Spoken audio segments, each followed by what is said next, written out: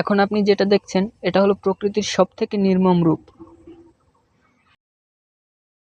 এভাবে শিকার করে কুমির, ধৈর্য, গোপনতা আর প্রাণঘাতী মুহূর্তে বিস্ফোরণ। কুমিরটা একদম চুপচাপ বসে আছে।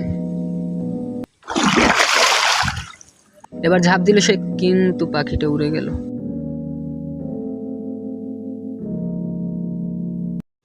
কুমিরটার কাছে আরো একটা সুযোগ আছে।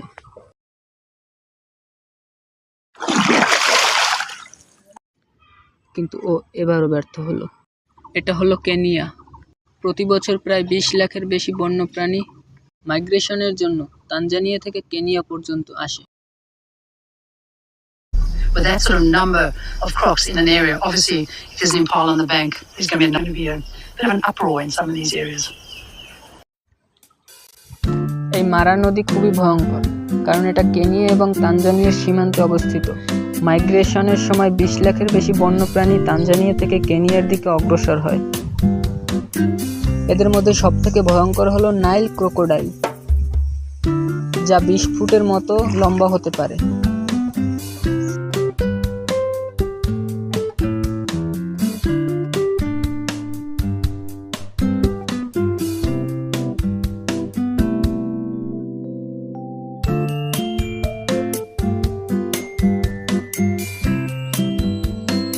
কুমিরটা ধীরে ধীরে অগ্রসর হচ্ছে। সামনে থেকে ও একটা দুর্বল ও বাচ্চা উইল্ডবিস বেছে নিয়েছে।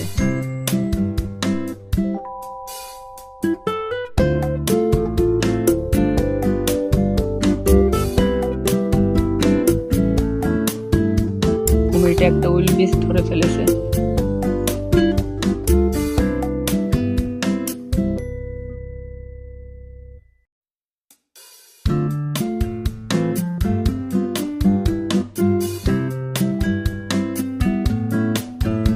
এখন এখানে বাঁচা